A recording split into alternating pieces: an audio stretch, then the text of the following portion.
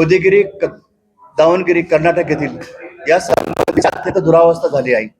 भारत सरकारच्या पुरातत्व विभागाच्या दुर्लक्षामुळे समाधीचा ढासा हा ढासळत चाललेला आहे आणि त्यामुळे ही समाधी जमीनदोस्त होण्याच्या मार्गावरती आहे।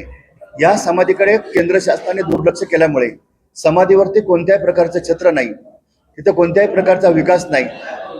त्यामुळे शहाजीराजे यांची समाधी ऊन वारा पाऊस अशी याच्या संकटामध्ये गेल्या 300 वर्षापासून उभी आहे।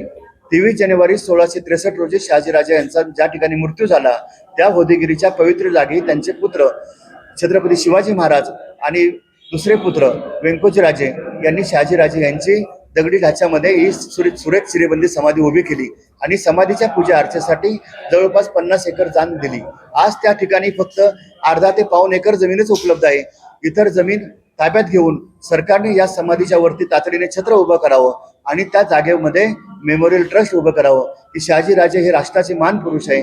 त्यावेळी उत्तरेमध्ये बादशाह शहाजहान आणि दक्षिणेचा बादशाह शहाजीराजे हे सर्वांनी त्यांच्या समकालीन लेखक जयराम पिंडे यांनी नमूद केलेलं आहे।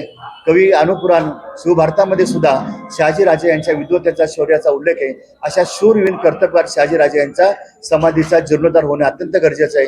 शहाजीराजे यांनी आपले पुत्र छत्रपती शिवाजी महाराज, दुसरे पुत्र थोरले पुत्र संभाजी महाराज आणि धाकटे पुत्र व्यंकोजीराजे यांना राष्ट्राच्या रक्षणासाठी उभं केलं आणि त्यांनी तीनही पुत्रांनी स्वतंत्र राष्ट्र निर्माण केली। त्यातलं छत्रपती शिवाजी महाराज यांचं राष्ट्र सर्वात विश्वनायक, महानायक आणि जगातलं सर्वात ग्रेट राज्य आणि लोकशाहीवादी राष्ट्र म्हणून आज जगभरात त्याचा परिचय आहे।